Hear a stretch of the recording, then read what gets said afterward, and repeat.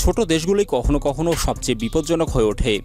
বিশ্ব মানচিত্রে অনেক দেশ আছে যাদের আয়তন বা জনসংখ্যা তুলনামূলক কম, কিন্তু এই দেশগুলোর কিছু এমন আছে যারা তাদের সামরিক শক্তি, কৌশল এবং প্রযুক্তির মাধ্যমে বড় বড় শক্তিধর দেশগুলোকেও চ্যালেঞ্জ করতে সক্ষম।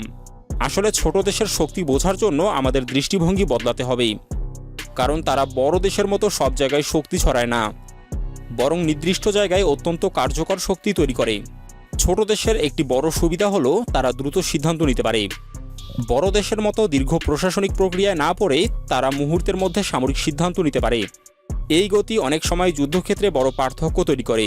এর পাশাপাশি ছোট দেশগুলো সাধারণত তাদের প্রতিরক্ষায় বেশি মনোযোগ দেয়, কারণ তাদের কাছে হারানোর ঝুঁকি অনেক বেশি। তাই তারা সীমিত সম্পদ নিয়েও অত্যন্ত কার্যকর এবং বাস্তবমুখী সামরিক কৌশল তৈরি করে। ইসরায়েল এর একটি বড় উদাহরণ। ছোট একটি দেশ, চারপাশে জটিল নিরাপত্তা পরিস্থিতি, কিন্তু সামরিক দিক থেকে অত্যন্ত শক্তিশালী।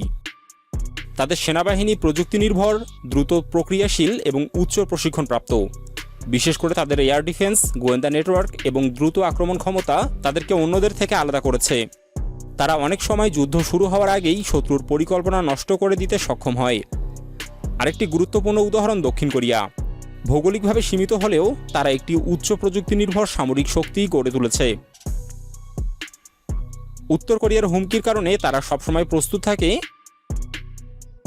তাদের সেনাবাহিনী শুধু সংখ্যায় বড় নয়, বরং অত্যন্ত আধুনিক এবং সমন্বিত। স্থল, আকাশ এবং সাইবার সব ক্ষেত্রেই তারা একসাথে কাজ করতে পারে। তাইওয়ানকেও এখানে উল্লেখ করা যায়। তারা একটি বড় শক্তির চাপের মধ্য থেকেও নিজেদের প্রতিরক্ষার সক্ষমতা বাড়াচ্ছে। উন্নত মিসাইল সিস্টেম, এয়ার ডিফেন্স এবং সমুদ্র প্রতিরক্ষা সব মিলিয়ে তারা একটি শক্তিশালী প্রতিরোধ ব্যবস্থা তৈরি করেছে। তাদের মূল লক্ষ্য হলো শত্রুকে আক্রমণের আগেই ভাবতে বাধ্য করা। ছোট দেশগুলো সাধারণত একটি কৌশল অনুসরণ করে, কম কিন্তু কার্যকর। তারা অল্প সম্পদ দিয়ে এমন একটি সামরিক শক্তি তৈরি করে যা সরাসরি আক্রমণকে অত্যন্ত ঝুঁকিপূর্ণ করে তোলে। এখানে আসে অপ্রত্যাশিততা, যা তাদের সবচেয়ে বড় অস্ত্র। বড় শক্তিগুলো সাধারণত পূর্বানুমানযোগ্যভাবে কাজ করে, কিন্তু ছোট দেশগুলো অনেক সময় হঠাৎ এবং অপ্রত্যাশিত কৌশল ব্যবহার করে যা শত্রুকে বিভ্রান্ত করে দেয়। এছাড়া ছোট দেশগুলো প্রযুক্তির উপর বেশি নির্ভরশীল হয়ে উঠছে। ড্রোন, সাইবার আক্রমণ, নির্ভুল মিসাইল, এই সব প্রযুক্তি তাদেরকে অনেক বড় শক্তির সমান প্রভাব ফেলতে সাহায্য করছে। এই কারণেই ছোট দেশগুলোর সেনাবাহিনী অনেক সময় ভয়ঙ্কর হয়ে ওঠে, কারণ তারা শুধু শক্তির ওপর নির্ভর করে না, বরং কৌশল, গতি, প্রযুক্তি এবং মানসিক চাপ সবকিছু একসাথে ব্যবহার করে। সবশেষে একটি বিষয় পরিষ্কার, যুদ্ধক্ষেত্রে শুধু বড় হওয়াই গুরুত্বপূর্ণ নয়। অনেক সময় ছোট দেশগুলোই এমন একটি শক্তি হয়ে ওঠে যাদেরকে অবহেলা করা মানেই বড় ঝুঁকি নেওয়া।